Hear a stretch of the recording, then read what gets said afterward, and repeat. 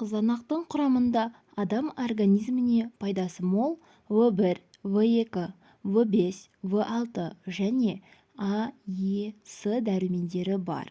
Қызанақты үнемі пайдалана отырып, иммундық жүйені нығайтып, жүрек қызметін жақсартып, ас қорытуды реттеп, холестеринді азайтуға болады. Қызанақ гастритті емдеуге, жүрек қан тамыр ауруларында, асқазан ішек жолдары, ішектің қатуы, қант диабетке, семіздікке шалдыққан науқастар үшін құнды тағам. Қызанақтың жемісінен алынған шырыны тағамға пайдаланылады. Жеміс құрамындағы витаминдер өте көп. Қызыл, сарғыш жемісінің құрамында минералдық тұздар, С витамині және В витаминдері, каротиндер бар.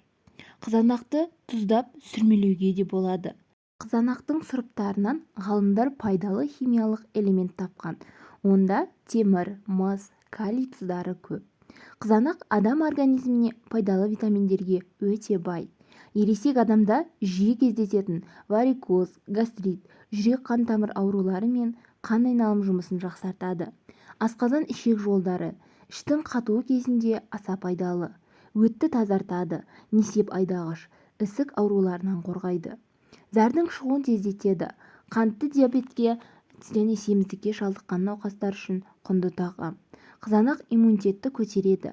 Ара шаққанда және дене күйіп қалған кезде қызанақты екіге бөліп жаңағы жерге басса, ара уын денеге жаймайды және күйіктің ыстығын алады.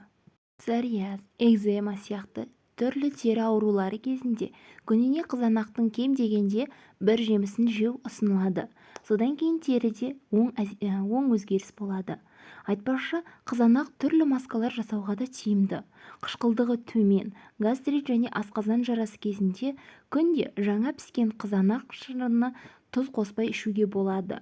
Оны күніне 3 рет жарты стақаннан тамақтан кейін қолдану қажет. Емдеу курсы 2 аптаға созылады. Егер де жаңа піскен қызанақ рационыңызға енгізілген болса, депрессия және нашар көңіл күйді оңай еңсеруге болады. Қызанақтың құрамында серотонин, яғни бақыт гормоны бар. Осы гормон жеткілікті мөлшерде бөлінбеген жағдайда адам депрессиялық жағдайға тез түседі.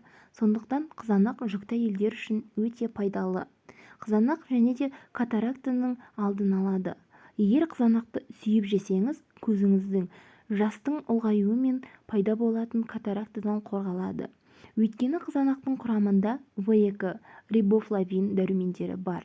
Ол арнайы зерттеу жүргізген мамандар бұл дәрумендерді қолданатын адамдар көз ауруының осы түрінен зардап шекпейтініне көз жеткізген.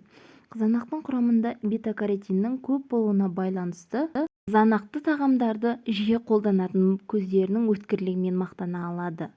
Күнделікті тағам ретінде қолданып жүрген қызанақтың пайдасы мол екенін енді білетін боласыз. Қазақша каналдың дамуына үлес қосып, арнама тіркеліп, қоңырау белгісін басуды ұмытпаңыз.